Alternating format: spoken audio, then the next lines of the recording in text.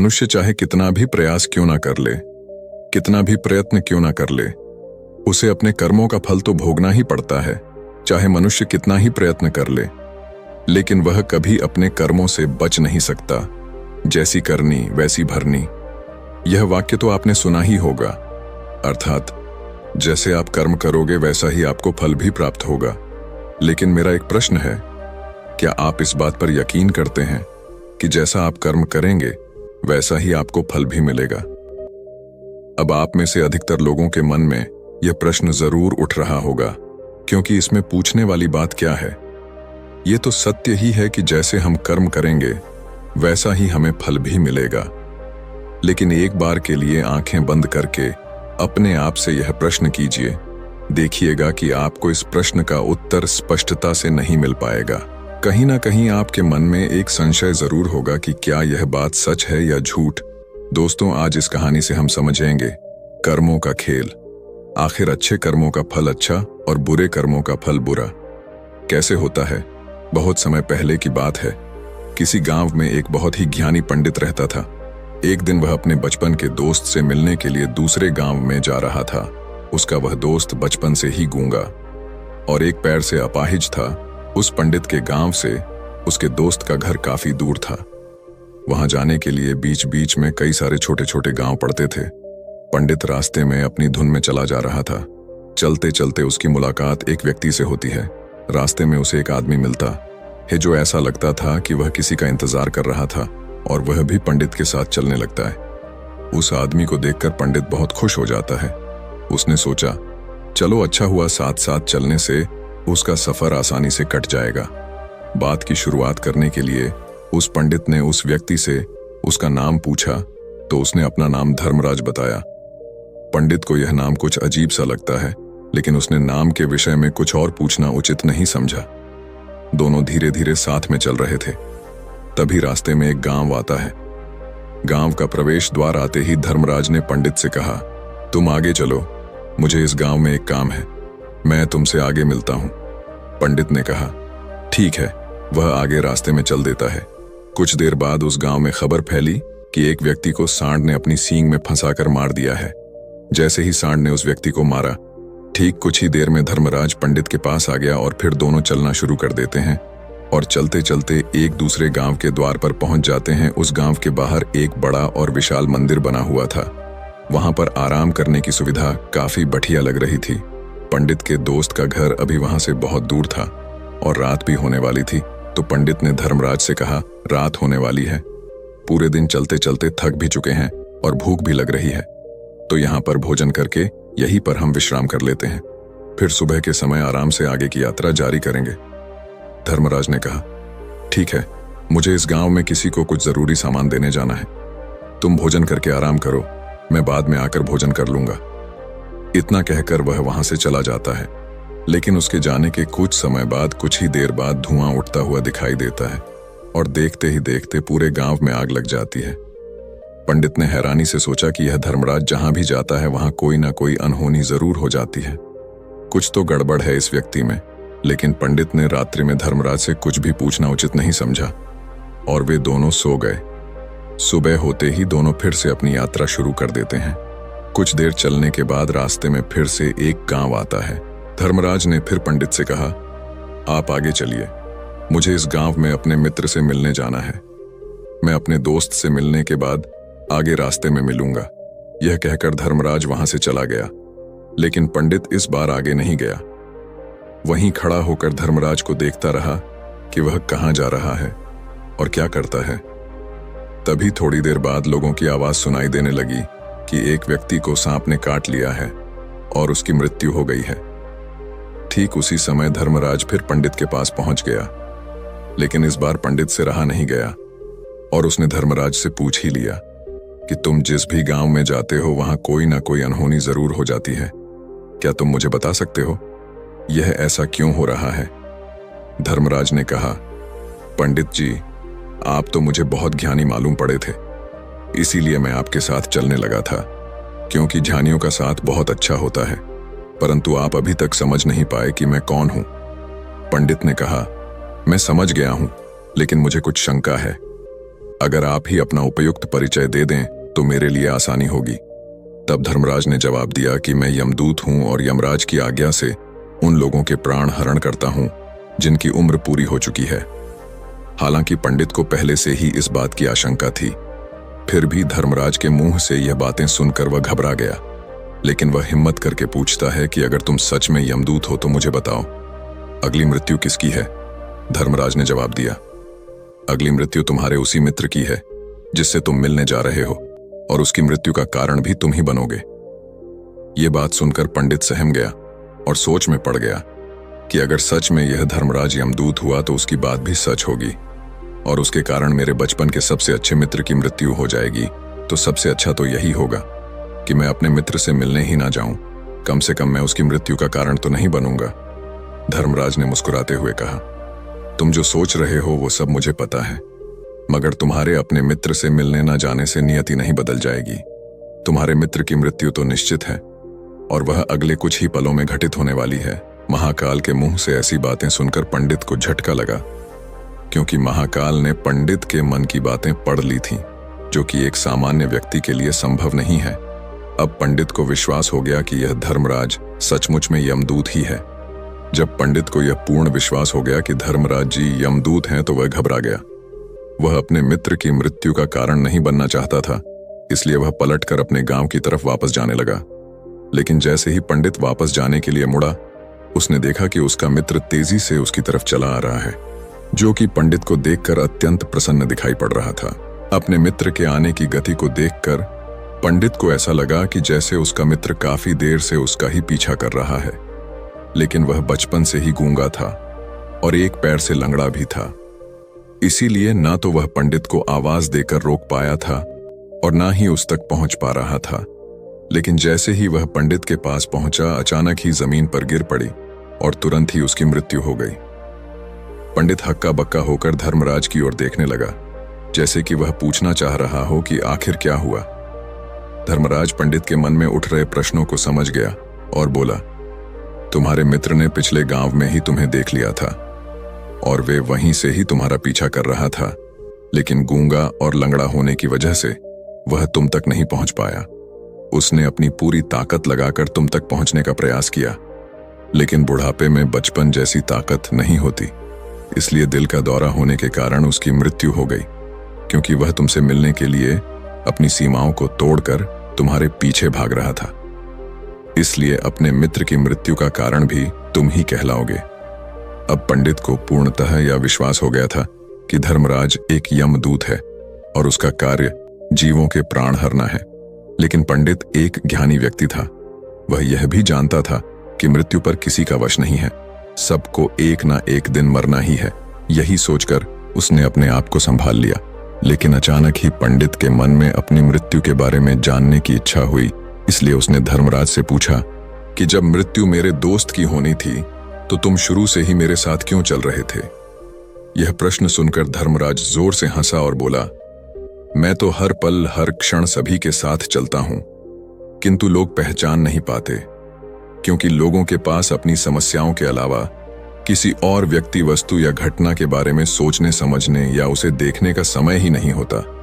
पंडित ने कहा, तो क्या तुम यह बता सकते हो कि मेरी मृत्यु कब, कहां और कैसे होगी? महाकाल ने कहा, हालांकि किसी भी सामान्य जीव के लिए अपनी मृत्यु के बारे में जानना ठीक नहीं है, क्योंकि कोई भी जीव हो या जानकर, वह अपनी मृत्यु के बारे में जानकर बहुत दुखी हो जाता है। हालांकि तुम जानी व्यक्ति मालूम पड़ते हो और तुमने जिस तरीके से अपने मित्र की मृत्यु को सहन कर लिया है, उसे देखकर लगता है कि तुम अपनी मृत्यु के बारे में जानकर भी दुखी नहीं होंगे। महाकाल ने कहा, तो सुनो, तुम्हारी मृत्यु आज से ठीक 6 महीने बाद आज ही के दिन किसी दूसरे राज्य में फांसी लगने से होगी, और सबसे हैरानी की बात तो ये होगी कि तुम स्वयं ही खुशी से उस फांसी को स्वीकार कर लोगे। इतना कहकर धर्मराज वहां से चला गया, क्योंकि अब धर्मराज के पास पंडित के साथ चलते रहने का कोई कारण न था। इसके बाद पंडित ने अपने मित्र के शरीर का अंतिम संस्कार किया और यथाशक्ति उसके क्रियाकर्म करके अपने गांव वापस आ गया। लेकिन कोई व्यक्ति कितना भी ज्ञानी क्यों ना हो, अपनी मृत्यु के बारे में जानकर दुखी तो होता ही है और मृत्यु से बचने का कोई ना कोई उपाय भी खोजता है। तो पंडित ने भी वही किया, क्योंकि पंडित विद्वान था, इसलिए उसकी पहचान उस राज्य के राजा तक थी। पंडित ने सोचा कि राजा के पास तो कई सारे ज्ञानी मंत्री हैं, वह मेरी मृत्यु से संबंधित समस्या का कोई ना कोई समाधान निकाल ही लेंगे। पंडित यही सब सोचता हुआ राज दरबार में पहुंच जाता है और राजा से सारी घटना के बारे में बताता है। राजा ने अपने मंत्रियों को सारी समस्या बताई और उनसे सलाह मांगी। अंत में सभी ने विचार विमर्श करके कहा, अगर पंडित की बात सही है तो उसकी मृत्यु भी 6 महीने बाद ही होगी, लेकिन मृत्यु तो तब होगी जब वह किसी दूसरे राज्य में जाएगा। यदि वह किसी दूसरे राज्य में जाए ही ना तो मृत्यु ही नहीं होगी। मंत्रियों की यह सलाह राजा को भी सही लगी। इसके बाद पंडित के रहने की सारी व्यवस्था महल में ही कर दी गई और राजा के आदेश के बिना उस पंडित से किसी को भी नहीं मिलने दिया जाता था। लेकिन पंडित कहीं भी आ जा सकता था, ताकि पंडित को यह न लगे कि वह राजा की कैद में है। परंतु पंडित डर के मारे स्वयं ही कहीं आता जाता नहीं था। धीरे धीरे महीने गुजरते गए और पंडित की मृत्यु का समय नजदीक आने लगा और अंततः वह भी दिन आ गया जिस दिन पंडित की मृत्यु होनी थी। तो जिस दिन पंडित की मृत्यु होनी थी उसकी एक रात पहले पंडित डर के मारे जल्दी ही सो गया, ताकि जल्दी से वह रात बीत जाए और अगला दिन आ जाए, ताकि उसकी मृत्यु टल सके। यही सोचकर वह जल्दी सो जाता है। लेकिन पंडित को नींद में चलने की बीमारी थी और अपनी इस बीमारी के बारे में वह स्वयं ही नहीं जानता था। तो फिर राजा मंत्री या किसी वैद्य को इसके बारे में बताने का कोई प्रश्न ही नहीं उठता। पंडित अपनी मृत्यु को लेकर बहुत चिंतित था। वह पिछले कई दिनों से ठीक है, सो भी नहीं पा रहा था और नींद में चलने की बीमारी भी तभी होती है जब व्यक्ति ठीक से सो नहीं पा रहा हो। तो उस रात भी पंडित को नींद में चलने का दौरा पड़ा। वह उठा और महल से निकलकर अस्तबल में गया। क्योंकि पंडित राजा का खास मेहमान था, इसलिए किसी भी पहरेदार ने उसे नहीं रोका और ना ही किसी तरह की कोई पूछताछ की। अस्तबल में पहुंचकर वह सबसे तेज चलने वाले घोड़े की पीठ पर सवार होकर नींद में ही अपने राज्य की सीमा से बाहर दूसरे पड़ोसी राज्य में चला गया। इतना ही नहीं, वह दूसरे राज्य के राजा के महल में पहुंच गया। उस महल के पहरेदार ने भी उसे नहीं रोका और ना ही कोई पूछताछ की। सभी लोग रात्रि का अंतिम प्रहार होने के कारण गहरी नींद में थे। वह पंडित सीधे राजा के सैन्य कक्ष में पहुंचा, जहां राजा और रानी सो रहे थे। वह पंडित वहीं जाकर सो गया। सुबह हुई तो राजा ने पंडित को रानी के बगल में सोया हुआ देखा तो राजा बहुत क्रोधित हो गया। राजा ने पंडित को कैद करने का आदेश दे दिया। पंडित गिरफ्तार हो गया, लेकिन पंडित तो भौचक्का था। उसे तो कुछ समझ नहीं आ रहा था कि आखिर वह दूसरे राज्य में और राजा के सैन्य कक्ष में कैसे पहुंचा। लेकिन वहां उसकी यह सब सुनने वाला कोई नहीं था। अगली सुबह राजा ने पंडित को दरबार में पेश करने का आदेश दिया। कुछ देर बाद उस पंडित को दरबार में लाया गया। पंडित को देखते ही राजा इतना बबूला हो गया कि उसे फांसी पर चढ़ा देने का हुक्म सुना दिया। फांसी की सजा सुनकर पंडित कांप गया, लेकिन फिर भी थोड़ी सी हिम्मत जुटाकर राजा से बोला, महाराज, मैं नहीं जानता कि मैं राजमहल तक कैसे पहुंचा। मैं यह भी नहीं जानता हूं कि आपके सैन्य कक्ष तक मैं कैसे आया और आपके महल के किसी पहरेदार या सैनिक ने मुझे रोका क्यों नहीं। लेकिन मैं इतना जरूर जानता हूं कि आज मेरी मृत्यु होनी थी और वो होनी भी जा रही है। राजा को यह बात थोड़ी अजीब लगी। उसने पंडित से पूछा, तुम्हें कैसे पता कि आज तुम्हारी मृत्यु होनी है? राजा के इस प्रश्न के जवाब में पंडित ने पिछले 6 महीने का सारा वाक्य राजा को सुना दिया और बोला, महाराज, मेरा क्या किसी भी सामान्य व्यक्ति में इतना साहस नहीं कि वह राजा के सैन्य कक्ष में राजा की उपस्थिति में रानी के साथ सो जाए। राजा को पंडित की बात में थोड़ा तर्क दिखाई पड़ा, परंतु उसने सोचा कि यह मृत्यु से बचने के लिए धर्मराज और उसके द्वारा अपनी मृत्यु की भविष्यवाणी की कहानी बना रहा है। इसलिए राजा ने पंडित से कहा, यदि तुम्हारी बात सत्य है और आज यह तुम्हारी मृत्यु का दिन है जैसा कि यमदूत धर्मराज ने तुमसे कहा था, तो आज तुम्हारी मृत्यु का कारण मैं नहीं बनूंगा। लेकिन यदि तुम्हारी बात झूठी निकली तो निश्चित ही आज तुम्हारी मृत्यु का दिन होगा ना, क्योंकि जिस राज्य से पंडित आया था उस राज्य का राजा इस राजा का मित्र था। इसलिए इस राजा ने तुरंत अपने 2 सैनिकों को पड़ोसी राजा के पास भेजकर पंडित की बात की सत्यता का प्रमाण मांगा भेजा। भेजे गए सैनिक शाम तक लौटे और उन्होंने राजा को बताया कि महाराज, पंडित जो कुछ भी कह रहा है वह सब सत्य है। पड़ोसी राज्य के राजा ने पिछले 6 महीने से पंडित के रहने की सारी व्यवस्था अपने ही महल में कर रखी थी। पंडित राजा का खास मेहमान था। कल शाम राजा आखिरी बार पंडित से उसके कक्ष में मिले थे और उसके बाद यह इस राज्य में कैसे पहुंच गया इसकी जानकारी किसी को भी नहीं है। इसीलिए उस राज्य के राजा के अनुसार पंडित को फांसी की सजा देना ठीक नहीं है। लेकिन राजा के सामने एक नई समस्या थी, क्योंकि उसने बिना पूरी बात जाने ही पंडित को फांसी की सजा सुना दी थी। इसलिए अगर पंडित को फांसी नहीं दी जाती तो राजा के वचन का अपमान हो जाएगा। लेकिन अगर राजा की बात का मान रखा जाए तो बेवजह ही एक निर्दोष व्यक्ति की मौत हो जाएगी। राजा ने अपने सभी मंत्रियों से इस बारे में सुझाव मांगा तो मंत्रियों ने राजा को सुझाव दिया कि महाराज, पंडित को एक कच्चे सूत के धागे से फांसी लगवा दी जाए। इससे आपके कथन का भी मान रह जाएगा और कच्चे सूत के धागे से पंडित को फांसी भी नहीं लगेगी और उसके प्राण भी बच जाएंगे। राजा को मंत्रियों का यह सुझाव पसंद आया और उसने ऐसा ही करने का आदेश दे दिया। पंडित के लिए कच्चे सूत के धागे से फांसी का फंदा बनाया गया और नियम के अनुसार पंडित को फांसी पर चढ़ाया जाने लगा। सभी लोग बहुत खुश थे कि ना तो पंडित मरेगा और ना ही राजा का वचन खाली जाएगा। पंडित को भी पूर्ण विश्वास था यह सूद के धागे से तो उसकी मृत्यु हो ही नहीं सकती। पंडित उस पर चढ़ने के लिए तैयार हो गया, जैसा कि धर्मराज ने भविष्यवाणी की थी कि तुम खुद ही अपनी फांसी को स्वीकार करोगे। लेकिन जैसे ही पंडित को फांसी दी गई, सूत का धागा तो टूट गया, लेकिन टूटने से पहले उसने अपना काम कर दिया था। पंडित के गले की एक नस सूत के धागे के झटके से कट चुकी थी और पंडित जमीन पर पड़ा तड़प रहा था।